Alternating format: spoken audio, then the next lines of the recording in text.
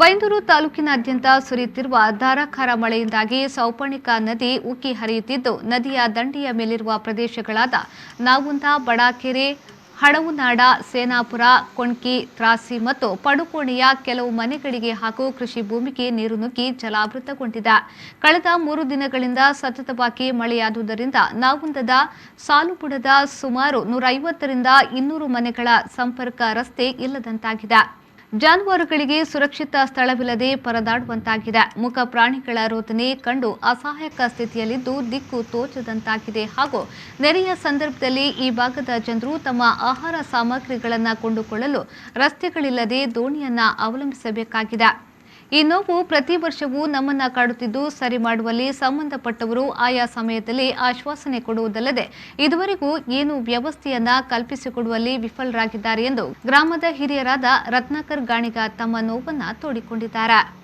ದನಗಳು ಈ ನಮ್ಮ 150 ಮನೆಯಲ್ಲಿ ಒಂದು 80 ಪಾರ್ಟಿ ಹಾಲು ಕರೆಯುವಂಥ ಉದ್ಯೋಗ.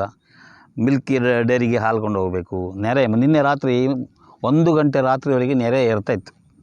ಆ ದನಗಳನ್ನು ಹೇಗೆ ಸಾಗಿಸೋದು ಸರ, ತುಂಬ ಕಷ್ಟ ಆಯಿತು ನಮಗೆ. ಮುಂದಿನ ಈ ದಿನಗಳಲ್ಲಿ ಈ ಥರ ನೆರೆ ನೀರು ಬಂದವಾಗ, ಮಳೆ ಜಾಸ್ತಿ ಆದವಾಗ, ನದಿ ಉಕ್ಕಿದವಾಗ ನಮಗೆ ದನಗಳನ್ನು ಕಟ್ಟಲಿಕ್ಕೆ ಒಂದು ಮೇಲೆ ಸೈಡ್ನಲ್ಲಿ ಒಂದು ಸಣ್ಣ ಒಂದು ದೊಡ್ಡ ಥರ ಮಾಡಿಕೊಡ್ಬೇಕು ಅಂತ ನಾನು ಕೇಳಿಕೊಳ್ತೇನೆ.